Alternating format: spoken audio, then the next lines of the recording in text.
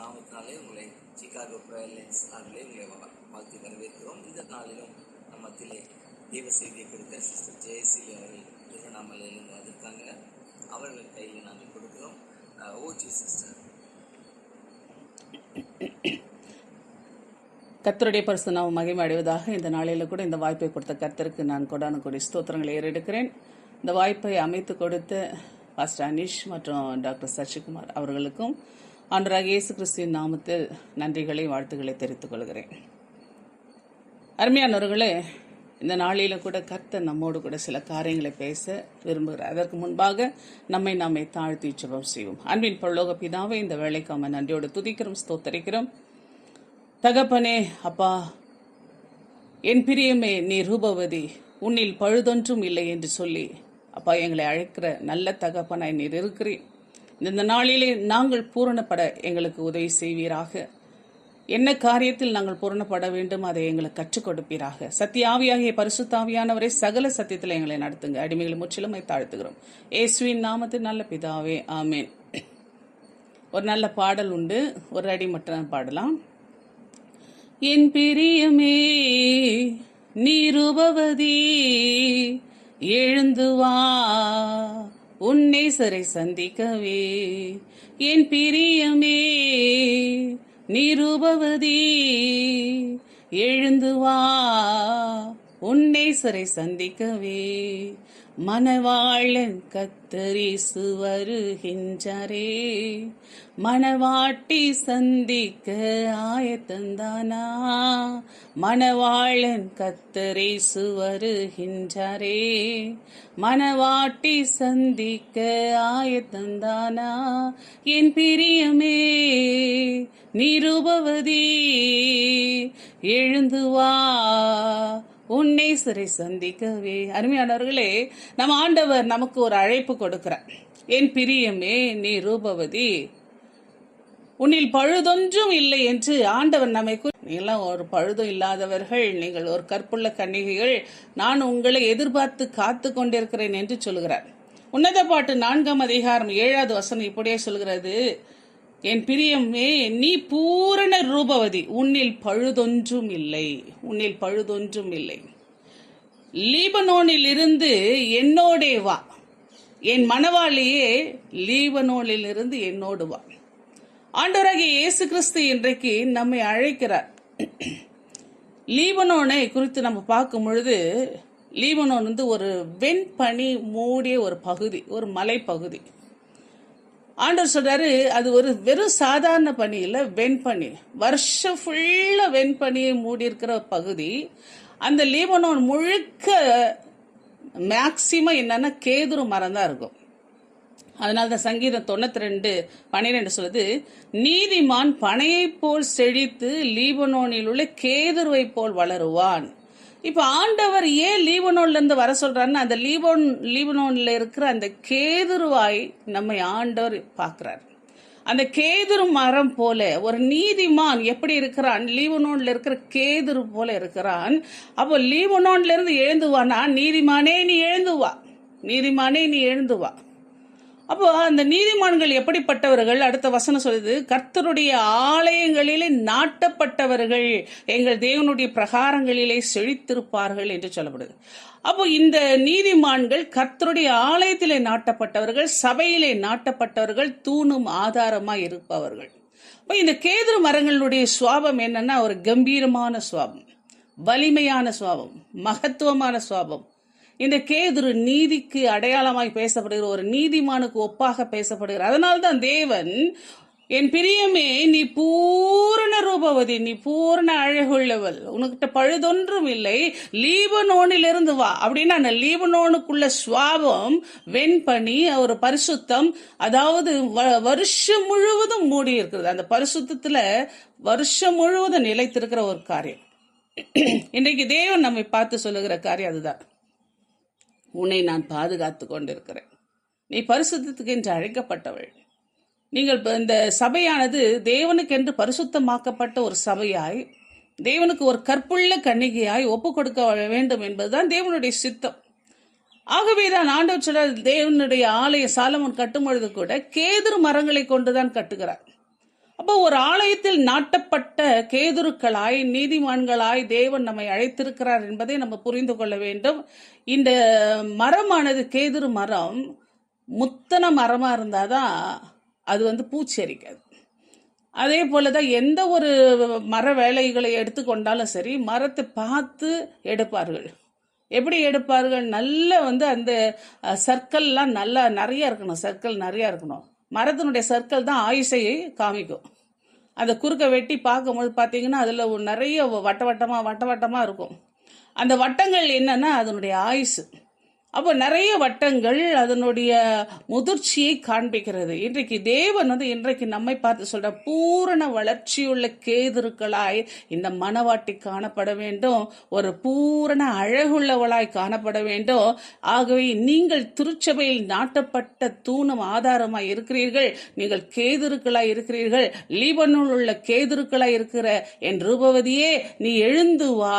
மணவாளன் வரும்பொழுது ஆண்டவர் சொல்லுகிற காரியம் அதுதான். இன்றைக்கு கற்புள்ள கன்னிகைகளாய் தேவன் நம்மை அழைத்திருக்கிறார். பாருங்க, ஆண்டவர் சொல்ற, ஆண்டவர் எதிர்பார்க்கிற பூரணம் நம்மகிட்ட இருக்கா? அதுதான் இன்னைக்கு ஒரு கேள்வி. பவுல் சொல்வார், நான் செய்து எனக்கே சம்மதி இல்லை, நான் விரும்புகிறதை செய்யாமல் நான் வெறுக்கிறதையே செய்கிறேன், நான் அல்ல, எனக்குள்ள இருக்கிற பாவம் தான் அப்படி செய்யுது. அப்போ இன்னைக்கு நாம நல்லா இருக்கணும்னு நினைக்கிறோம், ஆனா நல்லா இருக்க முடியல.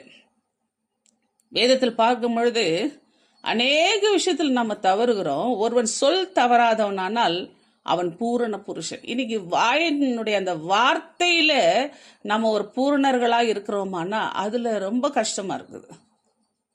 வேதம் சொல்லுது ஆம் என்றாலாம், இல்லை என்றால் இல்லை. ஆனா நம்முடைய வாழ்க்கையில மாத்தி மாத்தி பேசுகிறோம். அந்த வாயின் வார்த்தையிலேயே நம்ம ஒரு பூரணம் இல்லை. நம்மிடத்தில் பாவம் இல்லை என்றால், அந்த பாவமில்லை என்று சொல்வோமானால் நம்மை நாமே வஞ்சிக்கிறவர்களா இருக்கிறோம். ஆனா அந்த பாவத்தை அறிக்கையிட்டு நம்ம ஆண்டவர்ட்ட மன்னிப்பு கேட்கும் பொழுது ஆண்டவர் சொல்றார், எல்லா பாவங்களை எல்லா அநியாயங்களை நீக்கி நம்மை சுத்திகரிப்பதற்கு அவர் உண்மை உள்ளவராக இருக்கிறார். அதனால நம் தேவனிடத்தில் அறிக்கை செய்து நாம் பரிசுத்தத்தின் மேல் பரிசுத்தம் அடைய தேவன் நம்மை அழைக்கிறார். ஒரு பூர்ணத்துக்குள்ள கடந்து போக வேண்டும் என்று அழைக்கிறார். பவுல் அழகா சொல்லார் பிலிப்பியர்ல, நான் அடைந்தாயிற்று அல்லது நான் முற்றும் தேறினவனானேன் என்று எண்ணாமல் கிறிஸ்து இயேசுவினால் நான் எதற்காக பிடிக்கப்பட்டேனோ அதை நான் பிடித்து கொள்ளும்படி ஆசையாய் தொடர்கிறேன். அதான் நான் பிடிச்சுக்கிட்டேன், நான் கிறிஸ்தவன் ஆயிட்டேன், ஞானசானம் எடுத்துட்டேன், போதும் என்ற அந்த மனநிலையை விட்டுட்டு நான் என்ன செய்யணும்? கிறிஸ்தவன் ஆயிட்டேன், ஆனா அந்த கிறிஸ்துவன் ஆனதனுடைய நோக்கம் என்ன, எதற்காக தேவன் அழைத்திருக்கிறார், நான் ஓடுகிற ஓட்டத்தினுடைய முடிவு எப்படி இருக்கிறது, அந்த முடிவை நாம் யோசித்து கொண்டே ஓட வேண்டும். கரெக்டா போய் நம்ம அச்சீவ் பண்ணுவோமா? ஆனா சில கீழானவைகள் அல்ல, மேலானவைகளை நாடுங்கள். மேலானவைகளையே நோக்கி ஓடுறோமா? அதான் ஆண்டவர் சொல்ற, பின்னானவைகளை மறந்து முன்னானவைகளை நாடி ஓடு. முன்னாடி பார்த்துக்கினே ஓடு, பின்னாடி பார்க்காத. நீ திரும்பி பார்க்காத.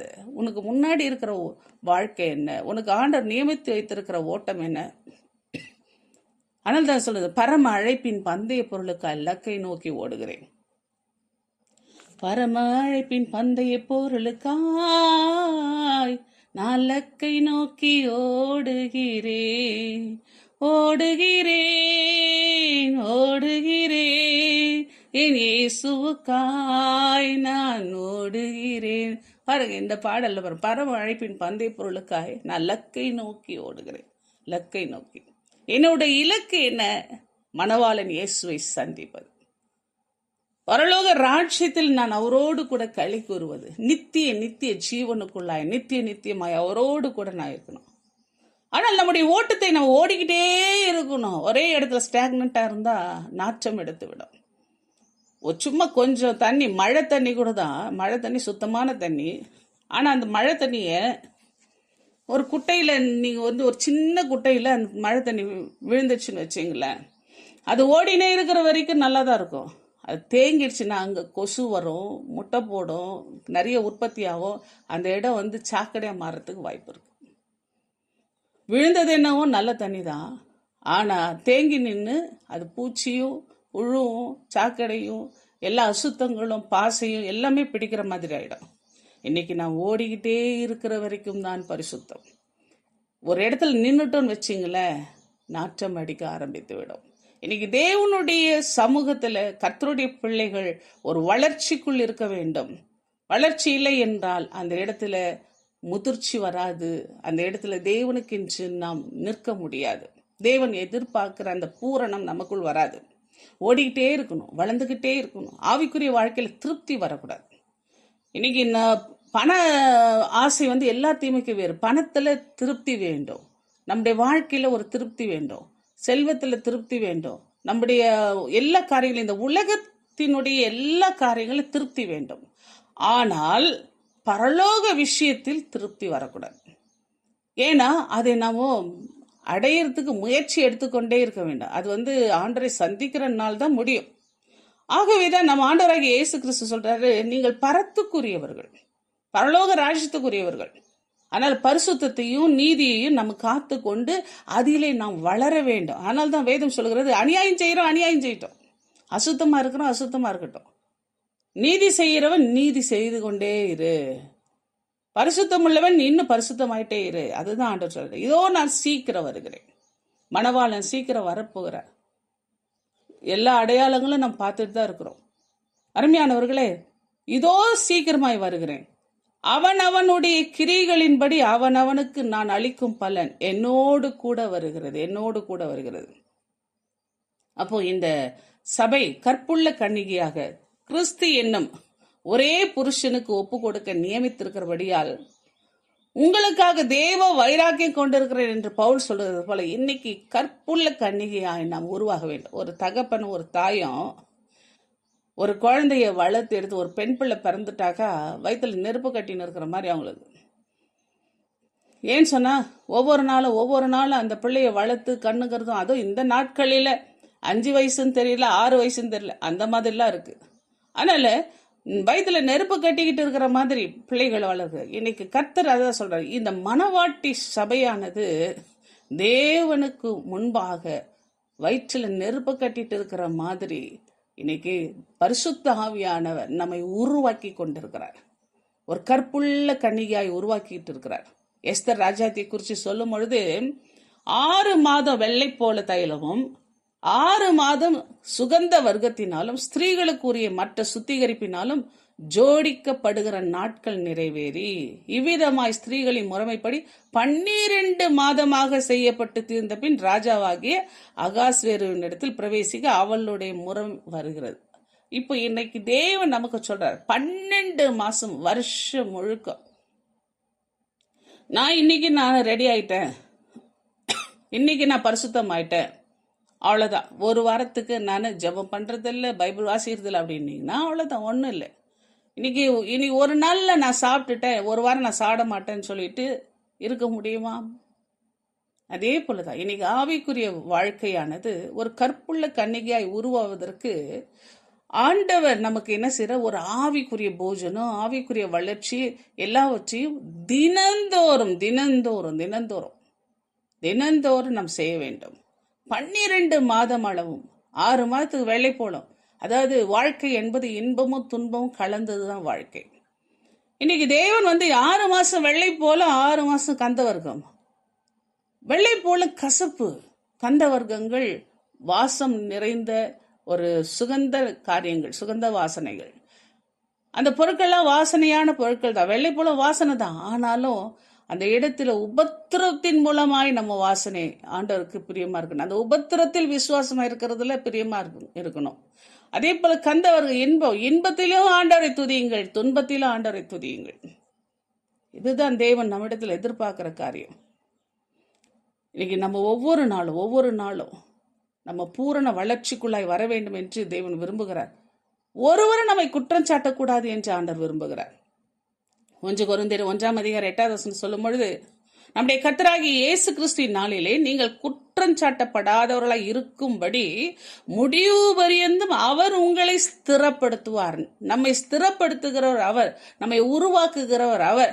அதனால்தான் சில நேரங்களில் சிற்றைகளை அனுமதித்து நம்ம என்ன செய்யறார், ஷேப் பண்றார்.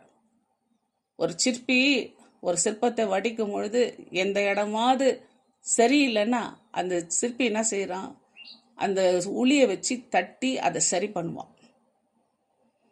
ஒரு பானை சரியா வரலன்னா ஒரு குயவன் என்ன செய்வான்? மறுபடியும் அந்த பானை மண்ணை எடுத்து பிசைஞ்சு மறுபடியும் உருவாக்குவான்.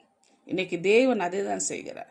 இன்றைக்கு தேவ திட்டத்தில் இருக்கிற நாம், தேவ சித்தத்துக்குள் இருக்கிற நாம், தேவனுக்கு சரியாய் வராத பட்சத்தில் சில உபத்திரவங்கள் வழியாய், சிற்றைகள் வழியாய் நம்மை உருவாக்குகிறார். அதனால்தான் நம்ம யாரும் குறை சொல்லக்கூடாது, பிசாசு குறை சொல்லக்கூடாது, எதிராளி குறை சொல்லக்கூடாது என்பதிலே அவர் கவனமா இருக்கிறார். அதனால்தான் தேவன் தன்னுடைய பிள்ளைகளை அவர் என்ன செய்கிறார்? உருவாக்குகிறார்.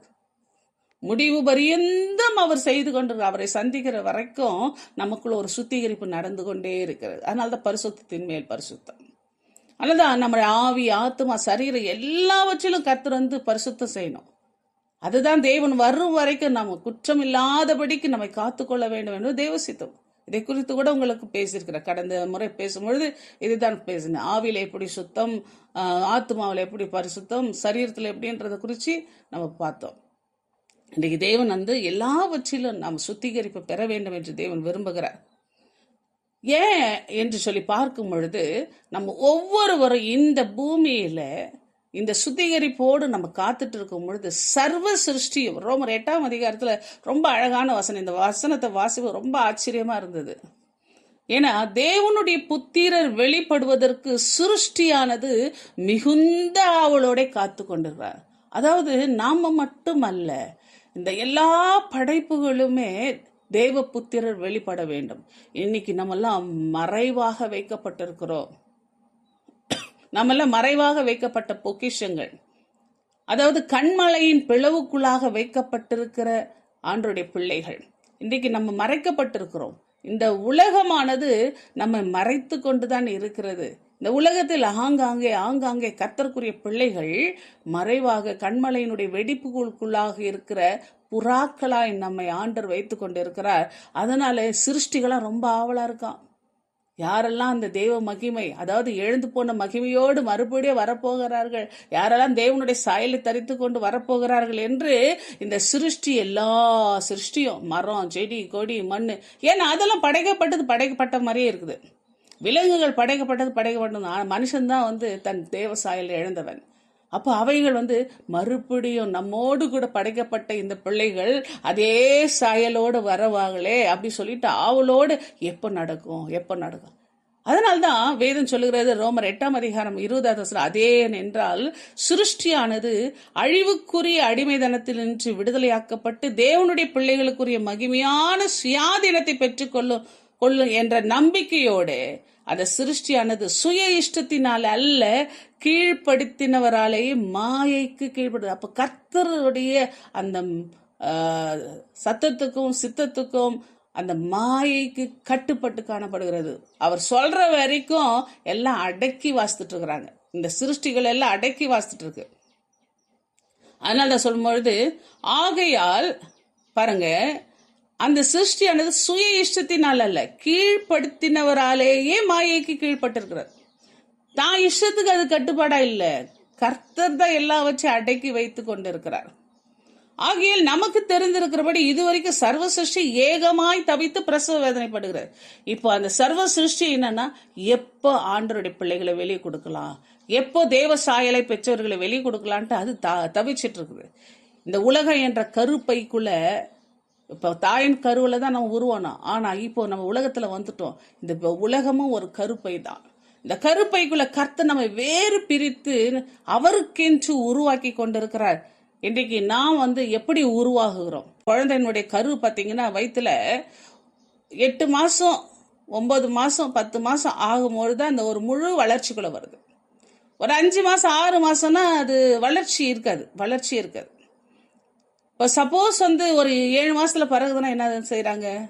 அதுக்குன்ட்டு வந்து ஒரு பெட்டியில் வச்சு, அந்த அந்த இன்குபேட்டர் பெட்டியில் வச்சு அந்த குழந்தைக்கு மறுபடியும் தாயினுடைய வயிற்றில் இருக்கிற அந்த சூடு மாதிரியே கொடுத்து எப்படியே தேத்துறாங்க. ஒரு சில பிள்ளைங்க தேறி வருது, ஒரு சிலது தேர்றதில்ல. இப்போ ஆண்டவர் சொல்றாரு, நீங்கள் இப்போ வளர்ச்சி அடைந்து கொண்டிருக்கிறீர்கள், சரியான வளர்ச்சி. கர்த்தராகிய இயேசு கிறிஸ்து வரும் வரைக்கும் இந்த கருவறையில நாம் வளர்ந்து கொண்டே இருக்கிறோம். ஆண்டவராகிய இயேசு கிறிஸ்து வருகிற நாளிலே ஒரு பிரசவம் நடக்க போகிறது. அந்த பிரசவத்துல நாம் முதிர்ச்சி அடைந்த முழு வளர்ச்சி அடைந்த குழந்தைகளாக வரப்போகிறோமா, மனவாட்டிகளாய் வரப்போகிறோமா, வளர்ந்தவர்களாய் வரப்போகிறோமா? இல்ல, முதிரா பிண்டமாய், அதாவது வளர்ச்சி அடையாத கருவாய், டிசேபிள் சைல்டா வரப்போகிறோமா? சற்று யோசித்து பாருங்கள். ஆண்டவர் சொல்றாரு ரோமர் 8:23, ஆவியின் முதற் பலன்களை பெற்ற நாமும் கூட நம்முடைய சரீர மீட்பாகிய புத்திர ஸ்வீகாரம் வருவதற்கு காத்திருந்து நமக்குள்ளே தவிக்கிறோம். இப்ப நமக்குள்ளே அந்த தவிப்பு இருக்கிறது. வயிற்றுக்குள்ள இருக்கிற குழந்தை எப்போ வெளியே வரலாம்னு சொல்லிட்டு உதச்சிக்கிட்டே இருக்கும். அதே போலதான் இன்றைக்கு நீங்களும் நானும் ஆண்டவராக இயேசு கிறிஸ்து எப்போ வருவார், எப்போ போலாம். பவுல் கூட அடிக்கடி சொல்வார், நான் போவது நல்லது, நான் போகிறதுக்கு விரும்புகிறேன், ஆனால் இங்கு இருப்பது உங்களுடைய நன்மைக்காக, உங்களுக்காக தான், ஆண்டவருடைய வார்த்தை சொல்வதற்காக தான். அதே போலதான் கர்த்தருடைய பிள்ளைகள் ஒரு வளர்ச்சி அடைந்த பிறகு எப்போ போலாம் என்ற ஒரு எண்ணம் தான் இருக்கும். அந்த எண்ணம் வராத வரைக்கும் உங்களுக்கு முதிர்ச்சி வரலன்னு தான் அர்த்தம். ஆண்டவருடைய வருகை எப்போ வரும், எப்போ போலாம் என்ற எண்ணம் உங்களுக்குள் வந்துடுச்சுன்னா நீங்கள் முதிர்ச்சிக்குள்ள வருகிறீர்கள். அந்த எண்ணம் உங்களுக்கு வரல, ஒரு பயம் இருக்கு அப்படின்னா அந்த முதிர்ச்சி உங்களுக்குள் வரவில்லை என்றுதான் அர்த்தம். அருமையானவர்களே, அந்த நம்பிக்கையினால் தான் நாம் ரட்சிக்கப்பட்டிருக்கிறோம். ஆண்டவராகிய இயேசு கிறிஸ்து வரப்போகிறார். அந்த வரும்பொழுது நான் ஒரு முதிர்ச்சி அடைந்த ஒரு கருவாக, முதிர்ச்சி அடைந்த வளர்ச்சி அடைந்த ஒரு கற்புள்ள கன்னிகையாக நான் ஆண்டவரை சந்திக்க வேண்டும் என்பதற்காக தான் நாம் ரட்சிக்கப்பட்டிருக்கிறோம். காணப்படுகிறதை நம்புகிறது நம்பிக்கை அல்ல, ஒருவன் தான் காண்கிறதை நம்ப வேண்டியது என்ன? அதனால ஆண்டு சொல்ற கிறிஸ்துவை பற்றி சொல்லி இருக்கிற மூல உபதேச வசனங்களை நாம் விட்டு செத்த கிரியைகளுக்கு நீங்களாக மனம் திரும்புதல், தேவன் பேரில் வைக்கும் விசுவாசம், ஸ்நானங்களுக்கு அடுத்த உபதேசம், கைகளை வைக்குதல், மருத்தோரின் உயிர்த்தெழுதல், நியாயத்தீர்ப்பு என்பவைகளாகிய அஸ்திபாரத்தை மறுபடியும் போடாமல் பூரணராகும்படி கடந்து போவோமாக. இன்னைக்கு நிறைய பேர் என்ன திருப்பி திருப்பி திருப்பி திருப்பி மனம் திரும்புதல், விசுவாசம், இதுதான் அருமையானவர்கள். இது கண்டிப்பா தேவை. இது அஸ்திபாரம். ஒரு கட்டடம் கட்டணும்னு சொன்னாக்கா அஸ்திபாரம் மட்டும் போட்டுட்டு போய் குடியிருக்க முடியாது. மேல ஒரு கூரை வரணும், சவுறு எழும்பணும், ஜன்னல் வைக்கணும், கதவு வைக்கணும். இன்னைக்கு நிறைய சபைகளிலும் சரி, கிறிஸ்துவனுடைய வாழ்க்கையும் சரி, திரும்பி திரும்பி திரும்பி திரும்பி மனம் திரும்புதல், விசுவாசம், ஞானசானம் எடுத்துட்டியா, ரைட், ஓகே, முடிஞ்சு போச்சு. அப்போ ஆண்டவர் வரப்போறாரு, உயிர்த்தெழுதல் வரும், முடிஞ்சு போச்சு. இந்த எண்ணங்கள் அல்ல நியாயத்தீர்ப்பு கொடுக்க போறார். இது எல்லாமே நமக்கு அஸ்திபார உபதேசம். ஆனா இதற்கும் மேலே சில பூரணங்கள் நமக்கு உண்டு. இதற்கும் மேலே நம்ம சில காரியங்கள் செய்ய வேண்டியது உண்டு. இன்னைக்கு நம்ம கட்டடங்கள் அஸ்திவாரத்தோட நிற்கிறது. சபைக்கு போறது வர்றது போக்குவரத்து கழகம் போல் இருக்கிறோம். ஆனால் நமக்குள்ளே என்ன வளர்ச்சி இருக்கிறது? இன்னைக்கு கிறிஸ்துவத்தில் என்ன வளர்ச்சி? எங்க தொடங்கணும் அங்கேதான் நம்ம முட்டி முட்டி வந்துட்டு இருக்கிறோம். ஒரே வட்டத்துக்குள்ள சுத்தி சுத்தி வந்துட்டு இருக்கிறோம். தொடங்கின இடத்துலயே வந்து முடிச்சிட்டு இருக்கிறோம். அப்போ என்ன வளர்ச்சி இருக்கிறது கிறிஸ்துவத்தில்? நீ பால் உணவு உண்ணுகிற குழந்தை போல நீதியின் வசனத்தில் பழக்கம் இல்லாதவர்களாய் இருக்கிறோம். நீதியின் வசனம், நீதி செய்கிறதில் பழக்கம் இல்லை. ஆண்டவர் சொல்ல, பலமான ஆகாரமானது நன்மை தீமை இன்னதென்று பயிற்சியினால் பகுத்தறியத்தக்கதாக முயற்சி செய்யும் ஞானோந்தரியங்களை உடையவர்களாகிய பூரண வயதுள்ளவர்களுக்கே தகும். அப்போ ஒரு பலமான ஆகாரம், ஆண்டவருடைய வசனத்துக்குள்ள ஒரு வளர்ச்சி நமக்குள்ள இருக்கிற, இன்னும் குழந்தைத்தனமாவே ஜெபம், குழந்தைத்தனமாகவே வாழ்க்கை, குழந்தைத்தனமானவே வசனங்களை பார்த்துக்கிட்டு இருக்கிறது. இன்னைக்கு ஒரு வளர்ச்சி இல்லை. ஆண்டவர் சொல்ல, சில பூரணங்களை குறித்து நான் வேகமாய் கடந்து செல்ல விரும்புகிறேன். ஏன்னா நேரம் குறைவா இருக்கிறதுனால நான் சுருக்கமா சொல்றேன். அதெல்லாம் விளக்கம் கொடுக்கணும்னு நேரம் ஆகும். நான் உங்களுக்கு தலைப்புகளோடு சில வசனங்கள் மட்டும் சொல்லி முடிக்கிறேன். முதல்ல அன்பில் பூரணம் வேண்டும். இன்னைக்கு நமக்கு அன்பில் பூரணம் வேண்டும். இன்னைக்கு அன்பு வேண்டும், அன்பு வேண்டும், அன்பு வேண்டும், அன்பு வேண்டும் தான். ஆனா அந்த அன்பில வளர்ச்சி இருக்கிறதா? ஆண்டவர் சொல்றாரு, இவை எல்லாவற்றிலும் பூர்ண சர்க்குணத்தின் கட்டாகி அன்பை தரித்துக் கொள்ளுங்க. இவை எல்லாவற்றிலும், எவை எல்லாவற்றிலும்? அருமையானவர்களை, கொலோசியர் 3ஆம் அதிகாரத்தில் 14வது வசனம் இப்படி சொல்லுங்க, இவை எல்லாவற்றிலும். எவை எல்லாவற்றிலும்? 12 வாசினது. ஆகையால் நீங்கள் தேவனால் தெரிந்து கொள்ளப்பட்ட பரிசுத்தரும் பிரியரும் உருக்கமான இரக்கத்தையும் தயவையும் மனத்தாழ்மையும் சாந்தத்தையும் நீடிய பொறுமையை தரித்து கொண்டு ஒருவரை ஒருவர் தாங்கி ஒருவர் பேரில் ஒருவர் குறைபாடு உண்டானால் கிறிஸ்து உங்களுக்கு மன்னித்தது போல ஒருவருக்கொருவர் மன்னியுங்கள். இவை எல்லாவற்றின் மேலும் பூரண சர்க்குணத்தின் கட்டாகிய அன்பை தரித்துக் கொள்ளுங்கள். அப்போ தேவன் நம்மிடத்தில் எதிர்பார்க்கிற அந்த அன்பு இந்த எல்லா சுவாபங்களையும் உள்ளடக்கிய அன்பாய் ஆண்டவர் எதிர்பார்க்கிறார். அன்புள்ளவள் அப்படின்னு சொன்னா எனக்குள்ள என்ன இருக்கணும்? பரிசுத்தம், ஆண்டவருக்கு பிரியமான அந்த உருக்கமான இரக்கம், தயவு, அன்பு இதையெல்லாம் உள்ளடக்கியது. மனத்தாழ்மையோடு இருக்கணும். நீ அன்பா இருக்கிற சொல்லிட்டு மனத்தாழ்மை இல்லாம மேட்டிமையா நீங்கள் எதிரில் பேசுனீங்கன்னா உங்களுக்குள்ள அன்பு இல்லை. அந்த இடத்துல சண்டை தான் வரும். ஒருத்தர் அதாவது ஒரு குடும்பத்தில் சொன்னா ஒருத்தருக்கு ஒருத்தர் விட்டு கொடுக்கணும். விட்டு கொடுத்தாதான் அந்த இடத்துல சமாதானம் இருக்கும், சாந்தம் இருக்கும், பொறுமையா இருக்கணும். அந்த பொறுமை இல்லைன்னு சொன்னா சண்டை தான் வரும். அப்ப அந்த இடத்துல அன்பு எங்க இருக்குது? அப்ப ஆண்டவர் சொல்ற இதெல்லாம் சேர்ந்ததுதான் அன்பு. ஏன் சொன்னாங்க? ஆண்டவர் சொல்ற 1 யோவான் 4ஆம் அதிகாரத்துல 17ஆவது வசனம், நியாய தீர்ப்பு நாளிலே நமக்கு தைரியம் உண்டாயிருக்கத்தக்கதாக அன்பு நம்மிடத்தில் பூரணப்படுகிறது. நியாய தீர்ப்பு நாள் ஆண்டவர் வரும் பொழுது நீ அன்பா இருந்தாயா அப்படின்னு ஆண்டவர் கேட்டாக்கா இருந்தேன்னு சொல்றதுக்கு நமக்கு ஒரு தைரியம் வேணும். ஏன்னா அன்புன்ற வார்த்தையை மட்டும் வாயில சொல்லின்னு இருக்கிறது இல்ல, இந்த எல்லாவற்றையும் கூட்டி நம்ம செய்கிறவர்களா இருக்கும் பொழுதுதான் நம்ம தைரியமாய் ஆண்டவரை எதிர்கொள்ள முடியும். ஏனென்றால் அவர் இருக்கிற பிரகாரமாய் நாம் இவ்வுலகத்தில் இருக்கிறோம். இயேசு அன்புள்ளவர். அந்த அன்பின் காரணமாக தன்னையே பலியாக ஒப்பு கொடுத்தார். இன்றைக்கு நீங்கள் உங்களை எந்த விதத்தில் பலியாக ஒப்பு கொடுக்கிறீர்கள்? எந்த விதத்தில் மற்றவர்கள் நேசிக்கல? அன்புனா இறை அன்பு, பிறர் அன்பு. இந்த 2 அன்பு உங்களுக்கு பேலன்ஸ்டா இருக்கா? நான் ஆண்டவர் மட்டும் அன்பு செய்கிறேன் இந்த உலகத்துல ஜனங்களே, உங்களுடைய சகோதர சகோதரிகளை, உங்களுடைய குடும்பத்தினரை, உங்களுடைய தெரிந்தவர்களை, அடுத்த ஏழை எளியவர்களை நீங்கள் நேசிக்கலாம். என்ன பிரயோஜனம்? இன்னைக்கு நிறைய பேர் என்ன செய்றாங்க? ஏழை எளியவர்கள் நேசிப்பார்கள், கடவுளை விட்டுருவாங்க. அவர்கள் என்ன செய்றாங்க? ஒரு கம்யூனிசம் மாதிரி பொது உடைமை கொள்கை கொண்டு அவர்கள் செய்வார்கள், ஆனா கடவுளை விட்டுருவாங்க. அதுவும் தவறு. ரெண்டுமே பேலன்ஸா இருக்கணும். ஆண்டவர் அதை சொல்ற, நியாய தீர்ப்பு நல்ல தைரியமா நிக்கணும். அன்பில பயம் இல்லை. இன்னைக்கு அன்பில பயம் இல்லை. அன்பு இருந்தாதான் சகலத்தையும் தாங்கும், சகலத்தையும் சகிக்கும். அன்புல எல்லாமே இருக்கு, எல்லாவற்றையும் ஏற்றுக்கொள்கிற பக்குவம். 1 கொரிந்தியர் 13 அந்த அன்பினுடைய காரியம் தான். அப்ப அன்பிலே பயம் இல்லை. இன்னைக்கு பயம் இருக்கிறவங்களுடைய வாழ்க்கை, இப்ப ஆண்டரை எதிர்கொள்வதற்கு ஒரு பயம் இருக்குதுன்னா அவங்க அன்பிலே பூர்ணப்பட்டவர்கள் அல்ல.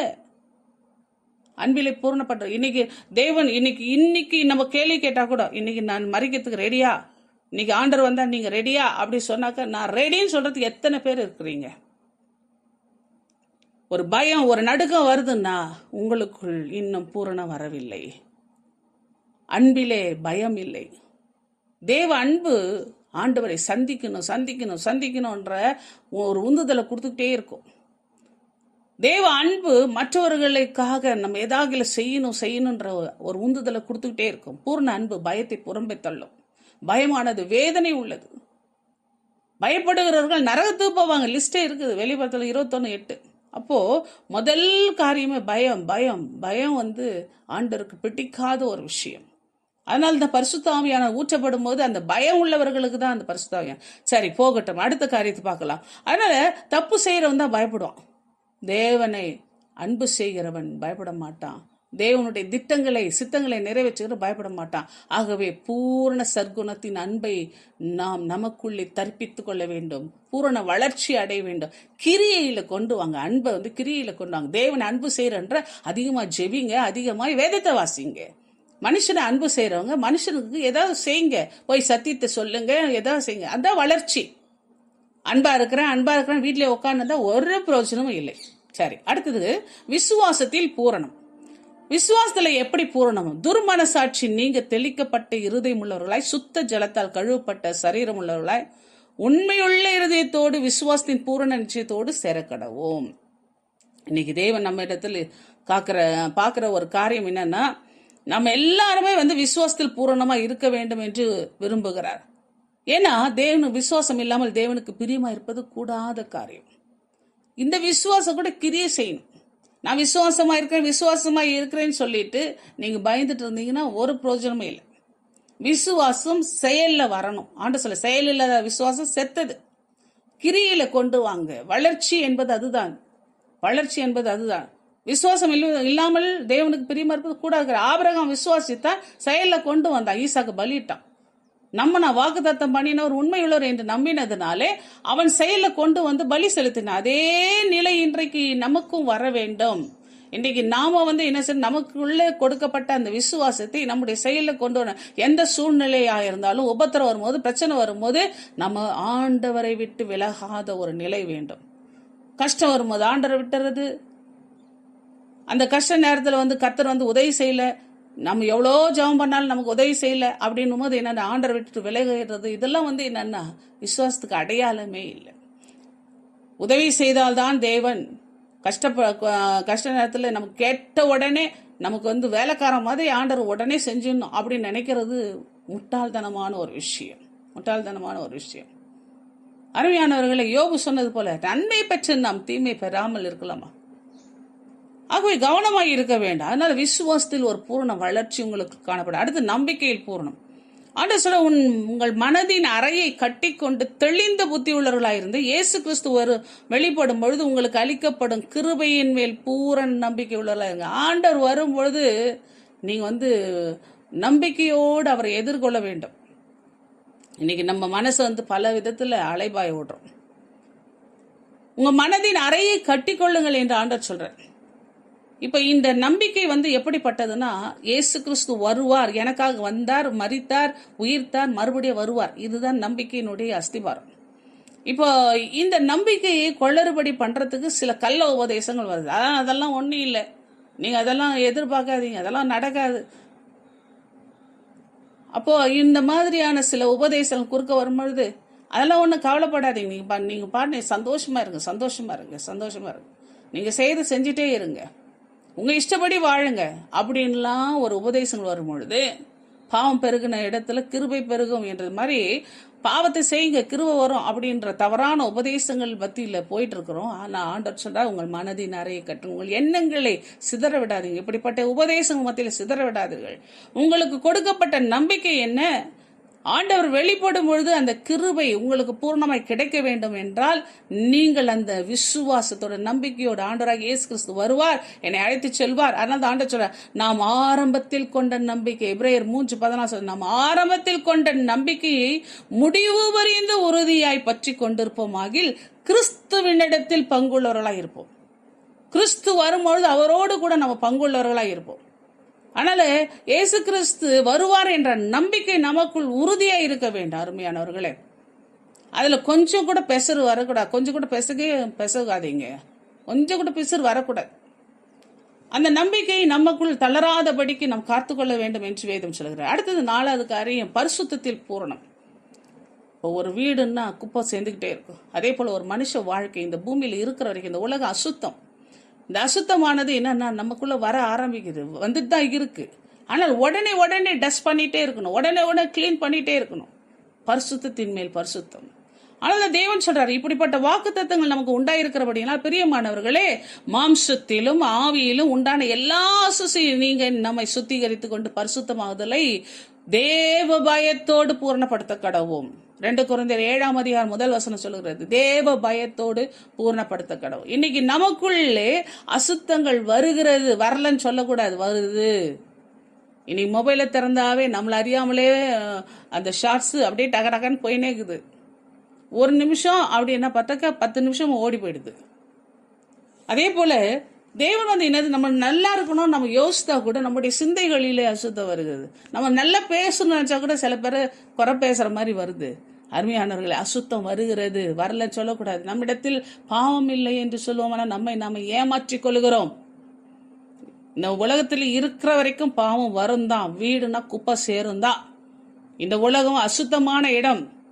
அருமையானவர்களை, ஆகவே ஆண்டவர் சொல்கிறாரு, நம்மை சுத்திகரித்து கொண்டு பரிசுத்தமாகுதலை தேவ பயத்தோடு பூரணப்படுத்த கடவோம். அது எதனாலனா இப்படிப்பட்ட வாக்கு தத்தங்கள். நான் அடிக்கடி எங்களுடைய குழுவில் சொல்றது உண்டு, அதிகமாய் வசனத்தை கேளுங்கள், அதிகமாய் உபதேசங்களை கேளுங்கள். அந்த உபதேசம் தான் நம்முடைய மாம்சத்திலையும் ஆவியிலும் ஒரு சுத்திகரிப்பை கொடுக்கும். அந்த உபதேசங்களை கேட்க தான் அது கிளியர் ஆகும். அதான் ஒரு கதை கூட சொல்லுவாங்க, அழுக்கான ஒரு கூடையை எடுத்துட்டு ஒரு தாத்தா வந்து எப்பவும் பைபிள் வாசித்துட்டே இருப்பாராம். பேரன் கேட்குறான், தாத்தா ஏன் பைபிள் வாசித்துட்டே இருக்கிறீங்க அப்படி சொல்லும்பொழுது, அங்கே ஒரு அழுக்கா ஒரு கூடை இருக்கு, அந்த கருப்பு கூடை எடுத்துன்னு வந்து நீ போயிட்டு தண்ணி பிடிச்சின்னு சொல்லுவான். அது ஓட்டக்கூடை, ஆனால் மேலே வந்து கருப்பு எல்லாம் கறி கூடை. அது போய் தண்ணி பிடிச்சிட்டு வான்னு சொன்னாக்கா பிடிச்சிட்டு வர்றான். அப்போ பார்த்தாக்க தண்ணி நிற்கல, ஓடிட்டே இருக்கு. போ மறுபடியும் புடின்றார். 10 தடவை 5 தடவை பிடிச்சிட்டான். அவன் டயர்ட் ஆயிட்டு, தாத்தா என்ன தாத்தா நீங்கள் சும்மா பிடிக்க சொல்கிறீங்கண்ணா. இப்போ நீ அந்த கூடையை பாருன்னு பார்த்தாக்கா அந்த கூடை வந்து நல்ல பளிச்சுன்னு வெள்ளையாயிடுச்சு. முதல்ல அவன் எடுக்கும்பொழுது கருப்பு கூடை, கறி கூடை.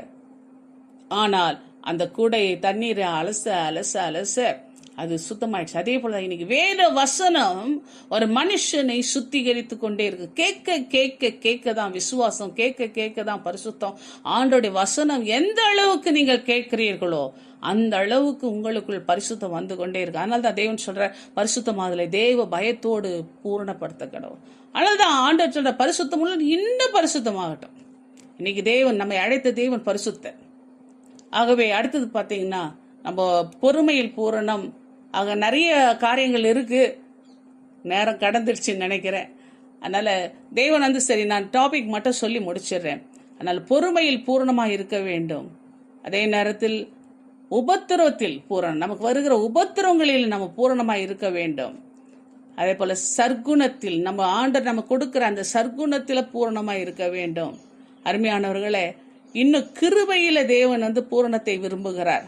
ரட்சிப்பில் பூரணம், நமக்கு கொடுக்கப்பட்ட ரட்சிப்பு, ஆண்டவர் வந்து நம்ம கொடுத்த அந்த ரட்சிப்புல நம்ம பூரணமாக இருக்க வேண்டும் என்று விரும்புகிறார். ஏன்னா அந்த ரட்சிப்பு நிறைவேற்ற தினம் பிரயாசப்படணும்.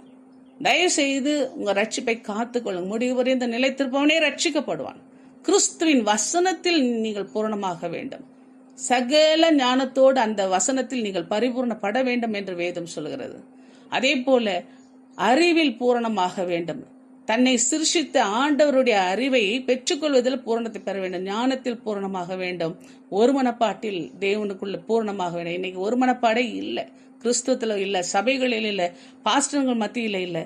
அருமையானவர்களே, அதே போல நம்ம ஆண்டவரை சந்திக்கிறதுல ஆசையாய் ஓடுகிறதில் நம் பூரணமாக இருக்க வேண்டும். நம்முடைய வார்த்தையில சொல் தவறாததுல பூரணமா இருக்க வேண்டும்.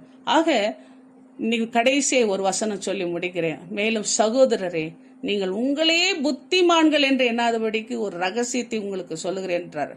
என்னன்னா, புறஜாதியாருடைய நிறைவு உண்டாகும் வரைக்கும் இஸ்ரவேலில் ஒரு பங்கு கடினமான மனது உண்டாயிரு. இன்றைக்கு புறஜாதியருடைய நிறைவு ஆண்டரை எதிர்பார்க்கிறார். அந்த நிறைவு வராததுக்கு காரணம் நாம் இன்னும் பூரணப்படாததுதான். ஆகவே இந்த நாளில கூட நம்ம பூரணப்படுவதற்கு தேவனிடத்தில் ஒப்பு கொடுப்போம். கர்த்தர் தாமே நம்மை ஆசீர்வதிப்பாராக. ஆமென்.